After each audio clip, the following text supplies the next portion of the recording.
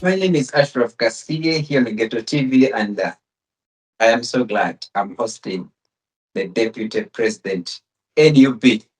She's called Mama Her Excellency Jolly Tukamshaba. Am I saying it right? You're right. Perfect. Uh, I have the first question, the very first question before even going to introduction. When someone says Western Uganda under the regime of General Yoweri Museveni, the 40 years of General Yoweri Museveni ruling Uganda, what comes to your mind? How do you assess that? Well, thank you so much, Ashraf. I'm so honored to be hosted by you guys. I find it a big privilege. Well, briefly, like you said before I even introduce myself, when we talk about Western Uganda in relation to the current regime, I look at uh, an impoverished community that is living in absolute intimidation. Oh, Guys, these guys are not okay. But even seeing me, the first question that almost everyone asks me is that, won't you be killed? Are you safe? So you look at them, yes, they would want change, but they are all scared for their lives. I think they criminalize the current regime, and probably they are close to them and they know what they are capable of doing. That's what I would say. any other person who's not even me would think that your answer would have been Western Uganda, one of the most successful region. People are living well because the president claims, okay, he comes from there. And now you're saying you all live under intimidation. This is great. So tough. Okay, we are going to talk about all that in details. First of all, Mama Jolie, who is Jolie Tukamushaba? I saw your interview in Luchiga or Lunyankole, I don't know, but I enjoyed it because I understand some of the words and some of the conversations in there. Let us see how you can briefly summarize yourself. Who is Jolie Tukamushaba? Thank you so much. Jole Tukamushava, I would say, is this village girl from a sub county called Kamwezi in Ruchiga district who has been empowered by a civil society organization, which I proudly mention, called World Vision, that picked me from my village and empowered me to speak for the voiceless. So I that's see. the journey that you see briefly. Wow. I Yeah. heard something you talked about your parents, how they got you after some long time without having one. Can you briefly tell us about that funny, beautiful, but also sad story, which became a beautiful one later on? Yeah, thank you. In our Ruchiga setting, normally our names somehow describe the conditions under which either you were born or they are speaking about the neighborhood or any prevailing circumstance. I see. So my name Tukamushava means that they prayed to God, and I came after a period of barrenness, and as I speak, I am my only mother's child. Wow, Yeah. I My see. father later married another wife when I was in P3. I think he had given up and thought, now this woman may not give me another child again. So, but I as see. we speak, my mother has only me, that Ukamushava that you see. An angel. to your mom. Yeah. And in relation to that, the village keeps asking me, why are you going for this trouble? You're stressing your mother. They are And going to kill you. I feel that pain. I So, feel yeah, that pain. yeah. So that's me. But I have shared with my mom and we have agreed. Like I told her, it's God who gave you to me. And yeah, if my time comes, yes, I will go, whether I'm in the struggle or out of struggle. Oh, I love Yeah. that courage. I love that Mm, courage. mm. Yeah, sometimes when you're fighting for freedom, many people think that if they fall out of the struggle, they think they are safe. Yet, whatever comes to all the people that are fighting can easily come to them in one way or another. Because if you don't come to fight, then you will die in a hospital that is not serviced by the government. You will die from an accident and many other things anyway. So I thank God you are here. I mean, maybe briefly to add something about that. Yeah. Ashraf, you do not know what you mean to me. You're an inspiration. You're a Wow. miracle yourself. I mean, I'm if it obliged. was about death, honestly, if it was about death, you would have died then. Some of us Yeah. didn't think you would live up to this moment. But because we serve a living God, if your I see. time has not yet come, you will not die. And that's why I'm talking to you today. Honestly, I look at you and I'm like, oh, God, you really exist. Indeed. Yeah. Um, although the interview is not about me, it's about you. Okay. Thank you for that brief introduction about you. And okay, now the other question is, you talked about it earlier on. When someone comes out to lead the opposition in the West in Uganda, Yeah. like what 1% of the 100 people will say, yes, we support you to go into this. The 99% will be like, what? Western Uganda? Many people think, and I also partly believe so, that Museveni has captured it so much that no one can come out and oppose him from that side. What gave you the courage, besides everything you've talked about, what gave you the courage to jump out of bed and say, I can lead people this side and oppose Museveni? What gave you that courage? Well, I think the courage comes from the prevailing conditions because personally, I am not doing well. So I couldn't, even on a personal point of view, I couldn't keep silent when I'm not doing well. I have I have my biological child who finished her education, couldn't get a job. I say, So she left the country, what we commonly call Cheyo. I say, And these are children that we have brought up probably even when they are not planned, but they are not used to that hard work. I understand. So my personal daughter is on Cheyo as we speak. She begins her shift from 3 a.m. to 7, and then 3 p.m. to 7 still. So, I Oh, mean, there is no way I'm going to keep silent, even when my own and others are unwell. I understand. Yeah. Many times I call people like you the Rosa Parks of Uganda. A woman that comes up and says, man, I must join this battle. Sometimes it is hard for other people to accept that you have that courage. Um, when you talk about Ruchiga district, can you briefly explain to us what this kind of district looks like? I know you want to stand as the MP in Ruchiga district. How does it look? How can someone know about it?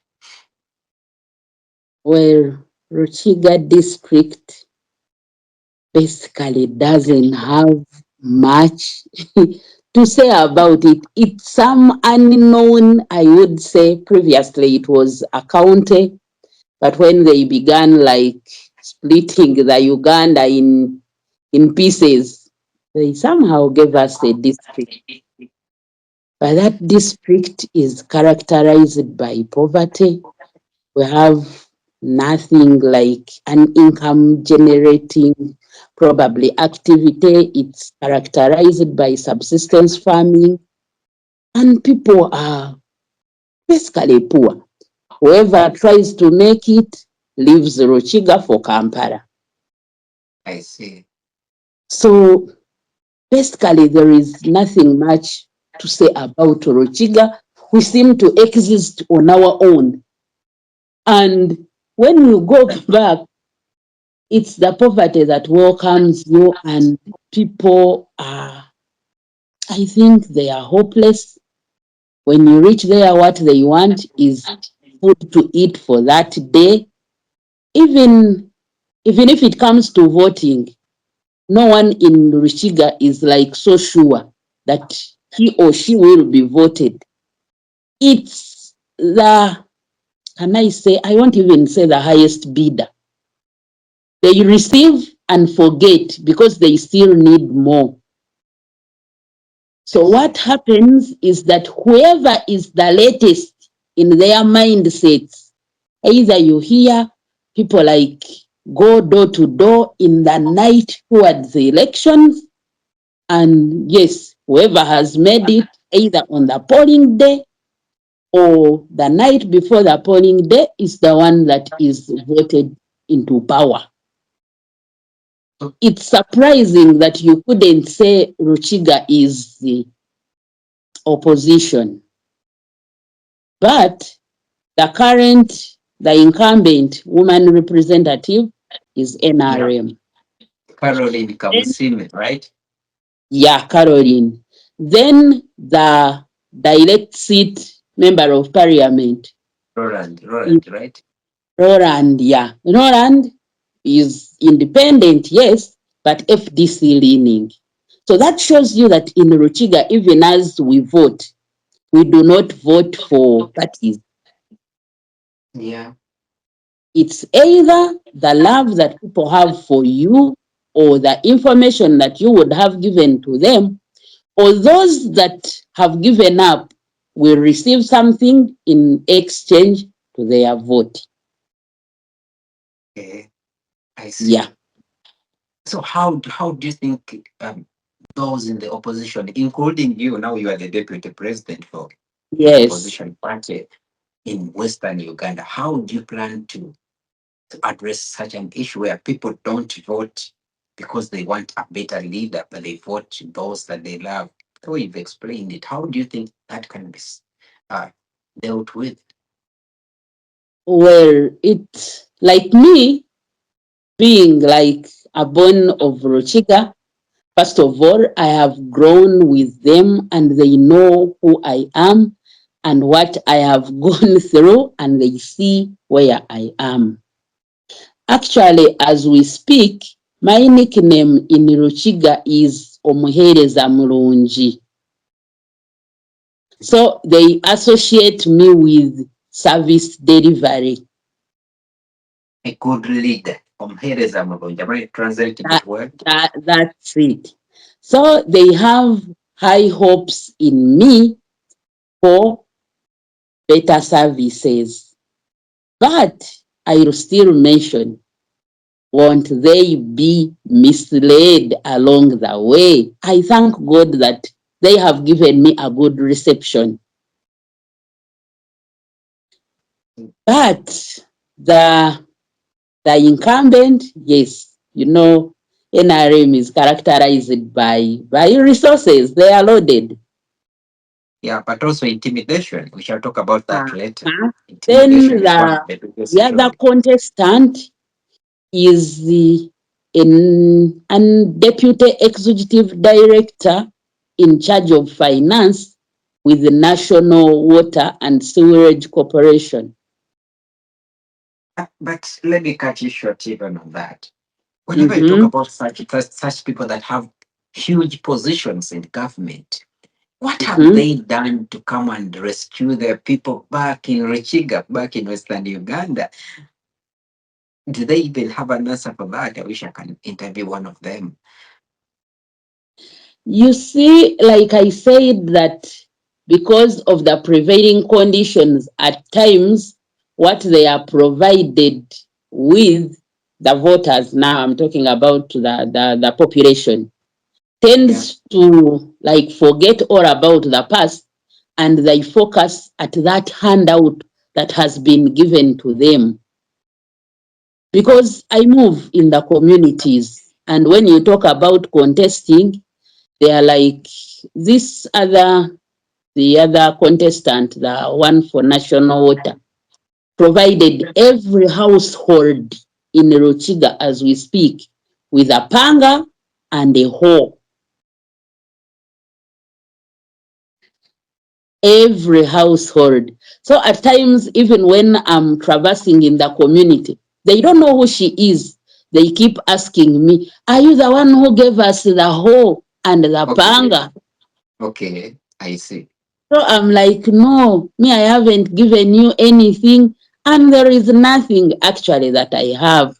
But I promised you that if you vote me, we shall have better services. We will be able to buy for ourselves the pangas and the hose." Oh.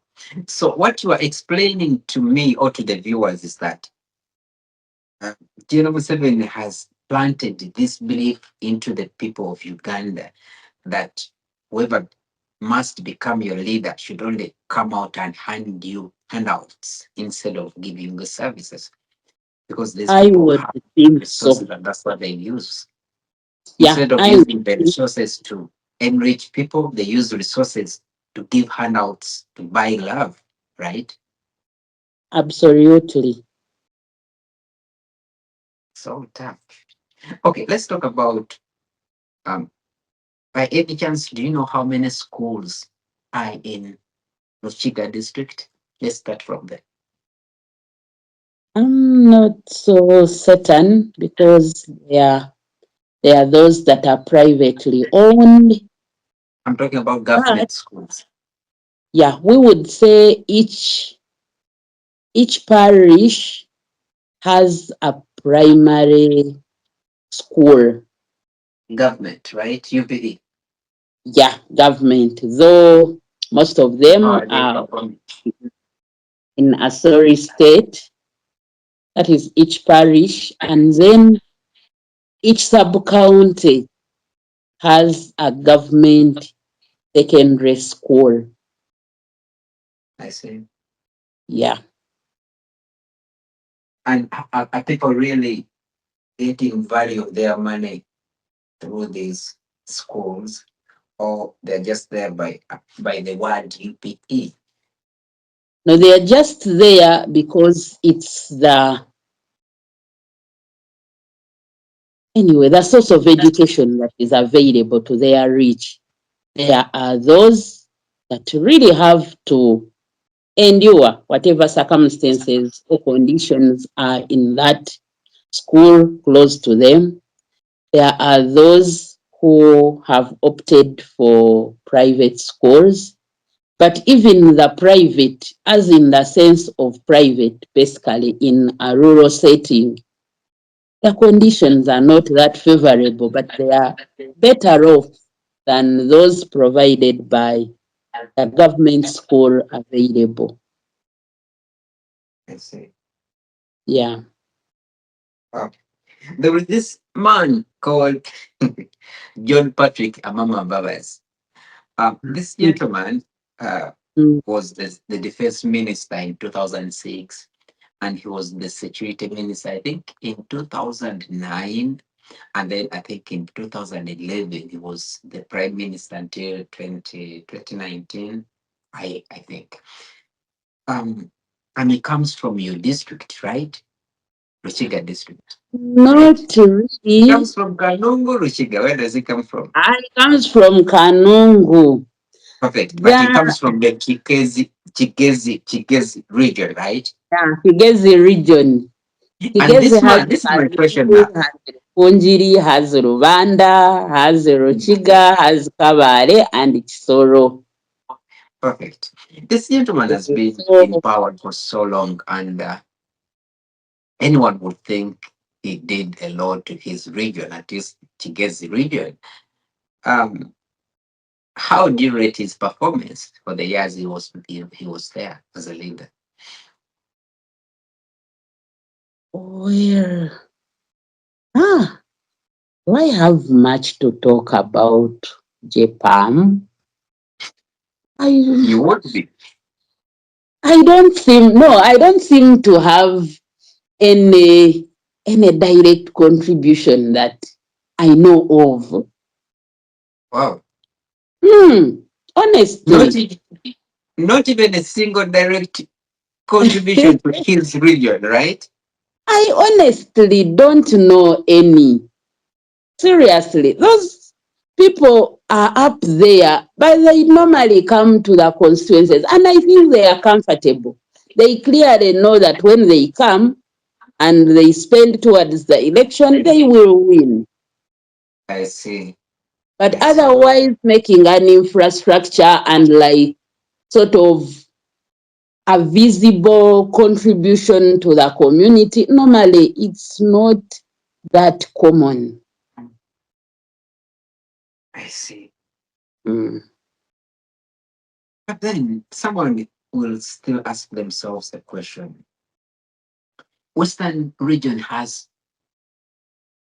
the biggest number of MPs, and I think Right? sometimes the biggest number of people in the administrative positions. Yeah. So you want to tell us that those people have been forgotten the way other people have been forgotten, like in Eastern Uganda, where we have a few MPs, and Central Uganda. Really? Actually, I would say so. The only difference with Western region is that we have beautiful homes in our villages. Like I you'll see. find someone in Kampala has a posh house in the community. I see. And that posh house is only visited probably during Easter and Christmas. We have that tendency. Yeah, When yeah, yeah. Christmas comes, ooh, we'll go home. Even me personally, I've never been in Kampala or in Uganda for my festive season. I understand that. So I think we have built those houses to provide us with the same comfort that we receive while in Kampala. I see. So when it's Christmas, we go home and the community delights in visiting us. And they have this slang, nkakushabira, mwebale kushaba, and you give some little monies, maybe some kilo of sugar, maybe a matchbox, maybe like in that festive season. And after the festive season, we leave, we come back to work. I So understand. when you visit the villages, you may look at the buildings and assume all is well. But those buildings are only, maybe they provide accommodation during the festive seasons. So the impression may look like, the village is okay, but the people are not there. We who have some kind of livelihood, a better one, the owners of those buildings are actually not there. They are in Kampala. I see. So the ones Mm. that live there don't even have something to eat at times. That's what I want to make it look Yeah, like. it's possible. By the way, those guys, some of them, I think, afford probably a meal, one meal. Oh. Yeah. One time I saw a post. I think you also posted it, or someone talked about it, but the post was I saw two gentlemen. working as an ambulance, carrying someone. It was in Western Uganda to hospital, Yeah, and the I road did. we were using, and that road goes to the home of one of the MPs or a leader. Do you see Or a that? minister. Actually, that ambulance in our local dialect, it's called the Engozi. In Gosi. Yeah, it's like a stretcher, I would say. Yeah. So normally it's used because our terrain is hilly. The vehicles could not, or the motorcycles cannot go up here. Mhm. So that's a common means of taking patients to the nearest health centers. And that particular video clip was taken in the area of the Finance Minister, Honorable Musasizi. Wow. Yeah.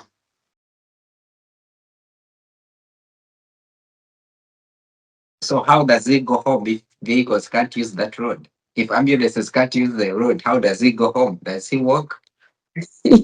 I'll ask No, that in question. most cases, when, like I've said, when we get some little money, even when your parents probably are up here, they normally tend to buy land on a low level. So one, you could find, I don't know his real home, but it's very possible that he would have relocated from the up here to the lowland, or else their vehicles, man, their vehicles are powerful. Yeah, I get the point. But still, I would like to Even add on to what you're saying. Um, mm, if we had a better leader or a better governance under the Museveni regime, all those people would have been canned for, and the areas would have been constructed to accommodate ambulances, to accommodate um, cars that can go there and save people. Because what then for 40 years? I don't know if I'm right on that. come again. Like, there is nothing that can't be sorted. If you have issues like Yeah. having such land, the government would have sorted, worked hard to make sure there are roads that could accommodate ambulances, roads that could accommodate cars that can go there to save people. That's my point, because you can't say that if people are leaving that side, then they can't have ambulances. They just have to get a gozi that can take people at the way I saw it. Meaning, um, Yeah, me, I imagine people have not really given it attention, but something is doable. I commonly tell my people back home in Ruchiga that the reason as to why they tend to think that people in diaspora make a lot of noise is because they've had another level of exposure and they know it's possible. very, thank you. Yeah. Very. So they feel, yes, they feel that we have the resources, but they are they are geared up to be angry because they feel our leaders have not done enough. Wow, perfect. You're not saying And what yet I wanted to hear. possible.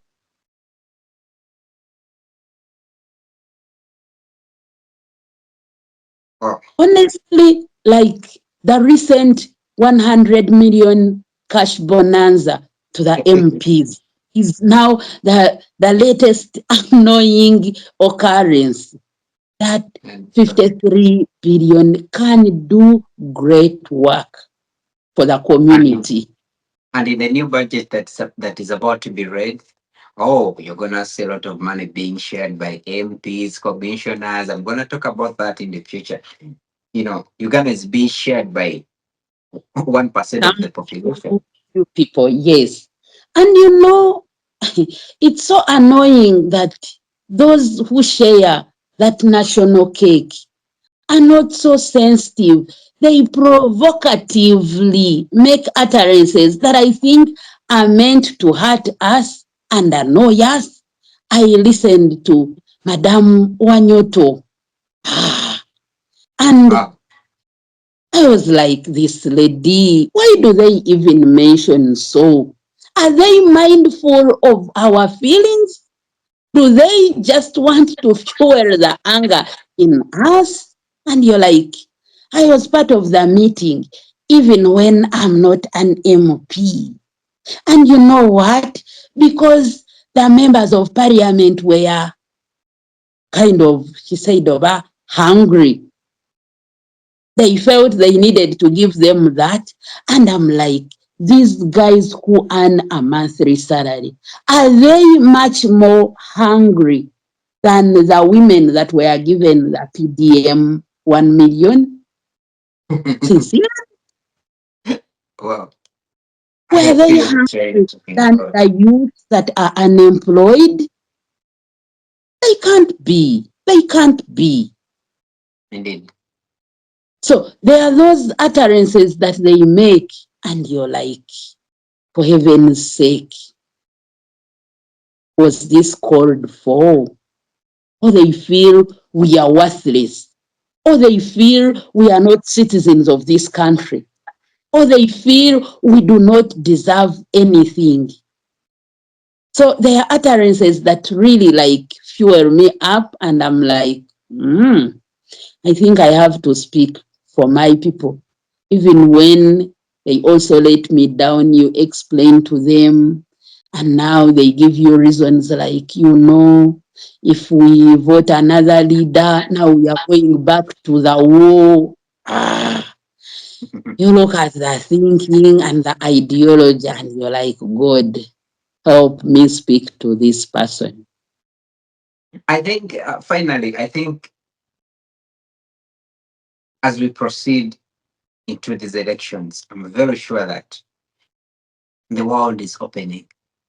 If we are having people like you coming out to speak, coming out to lead, and many other people nowadays, I see many other people from Western Uganda online doing work that something that wasn't so common in the past.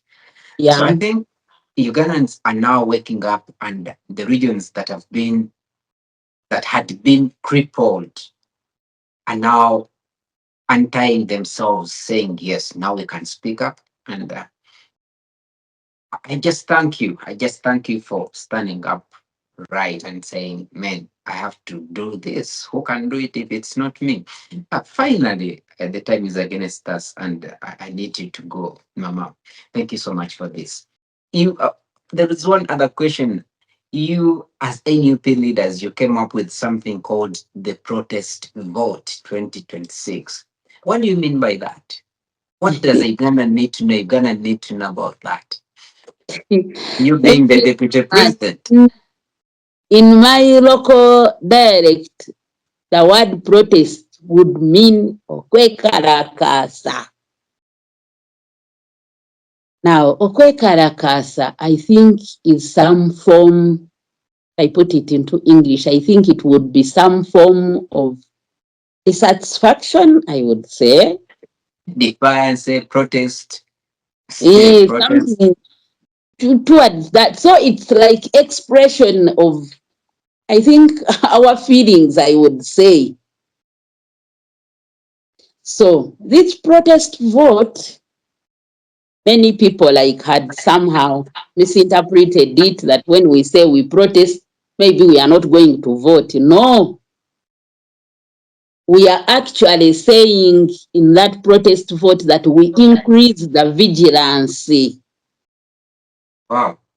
Okay. We pay utmost attention to the processes of voting. We do much more than what we have been doing in voting. One, we do civic education. Let's educate the masses. Show them why we need to vote in big numbers. That's one. Then share with our colleagues why it is important to vote. Then let's talk to our colleagues, whoever knows what we need in a better Uganda should explain to the rest that we shouldn't go for the handouts. There is much more. The handouts are meant to blindfold us. There is much more than that we can achieve. Meaning they are not even sustainable, right? They are not. They are not. So we are saying one, we educate ourselves about the importance and the vigilance with which we should vote. One, mobilize to go and vote in big numbers. Then when we have voted, we are going to remain and protect our vote so that it's counted. So plainly, it's about the voting with vigilance. Increasing the vigilance. That's it. Wow, it has been great having a chat with you. We can't end this because we have a lot to talk about, but I'm so glad I've been able to talk to you at least today. Maybe we shall have more conversations in the future. And Please, please.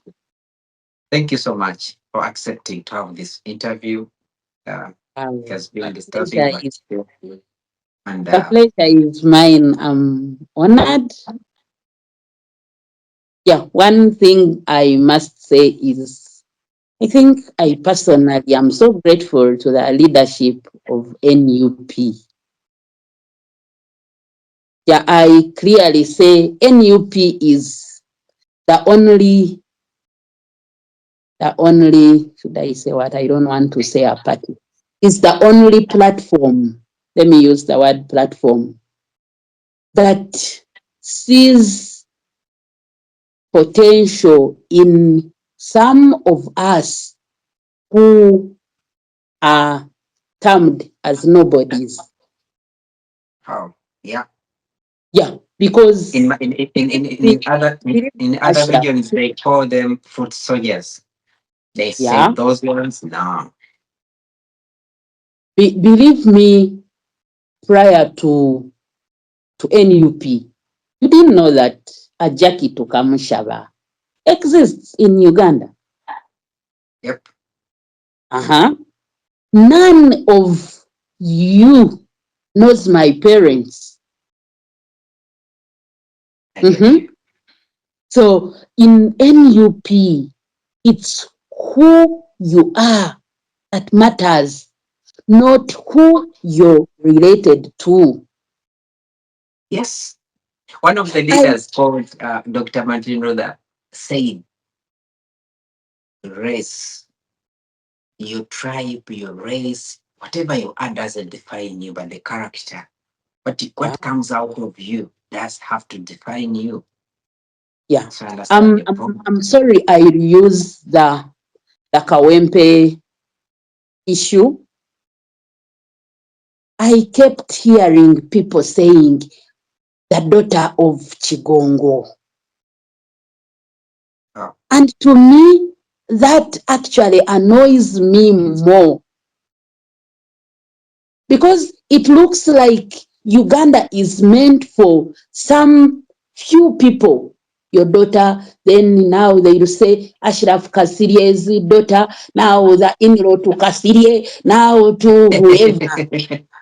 But none of us knew who Narukola's parents were. yep. And in this case, they didn't even matter. We are looking at the ability of Narukola as an individual. We are saying cancel Narukola. What do you have to offer on the table? Show it That's to it. us. That's it. And they kept saying, oh, you see, the Honorable Chigongo hadn't been into the limelight, but now that the daughter has come, and people, people should have at least I don't want to say Christian, the godly elements that we care about others. But these ones just want to ring fence positions to themselves, regardless of whether they can deliver or not. Oh, And what a that's great what message. really. So personally, I am so proud that I belong to the National Unity Platform that has given me an opportunity to thrive and express my my feelings. And to serve. True. This is Of one the of the gifts Uganda we that got. I would desire. I understand. This is one of the gifts we got from our leader, Robert Chagulanyi Sentamu. Yeah, He's a person who doesn't see your tribe, doesn't see where you come from. He's a person who welcomes everyone to himself and says, "What do you have to offer?" And I think that's what you're explaining, right? that's it. It has been a great conversation. Thank you so much. We have to say bye bye to each other right now. A pleasure. It has been a pleasure engaging with you. And I'm so yes, available if you have time. Let's have many more of these engagements if you can.